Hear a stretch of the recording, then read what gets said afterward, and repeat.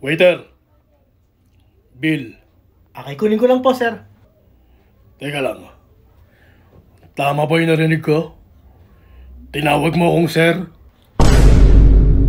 Bastos ka! Tingnan mo nga ako maigi. Tingnan mo ako. Mukha ba akong sir sa ganda kong to? Kailangan ko makausap ang manager mo. Diyan ka lang. Manager, Yes, may problema po ba? etong waiter nyo. Tinawag akong sir. Mukha ba akong lalaki?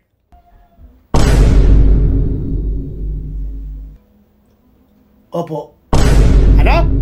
I mean, natural lang naman po siguro magkamali ang isang tao. Lalo po pag di kayo kilala ng personal. Di ba po?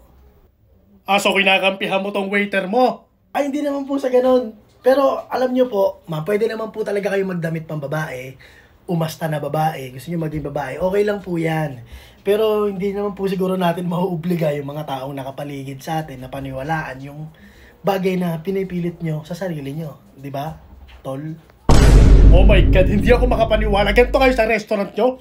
Ipopost ko tong restaurant na to at lahat kayo malilintikan. Tandaan nyo Ay, yan! kalma ka lang. Kalma ka lang muna. Kuya, Brad, ano po ba gusto nyong gawin natin para maayos po to? Para hindi na po humaba. Ano po ba gusto nyong gawin namin na lang? Ang gusto ko, mag-sorry kayong lahat sa akin. Mabastos kayo. Gusto ko lang naman. Matanggap nyo kung ano ako. Hindi nyo ka matanggap kung anong binigay sa inyo. Kanina ka pa. Nabubura yung make-up ko sa inyo. Kailangan ko mag-retouch. Saan ang banyo nyo? Dito po, kaliwa. CR ng lalaki. Alam ko ikaw ay akin. Totoo sa aking paneng. Puta na naman! Baka wala kaya. Ito lang. Ipopost ko ito. Ginagawa nyo. Kung nabahala dyan kay Brad.